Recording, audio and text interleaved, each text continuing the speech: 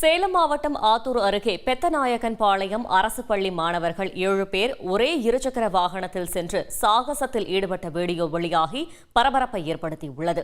இது தொடர்பான கூடுதல் தகவல்களை செய்தியாளர் சங்கர் வழங்கிட கேட்கலாம். சங்கர், வணக்கம். இந்த சம்பவம் தொடர்பான மேலும் தகவல்களை சொல்லுங்க.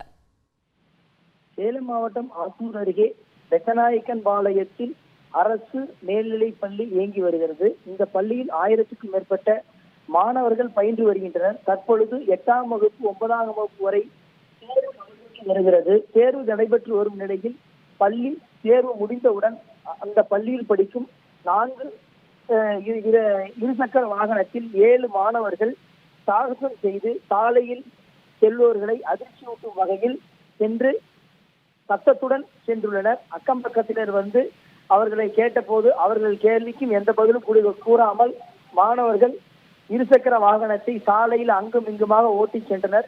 இந்த வீடியோ தற்பொழுது சமூக வலைதளத்தில் வைரலாக பரவி வருகிறது.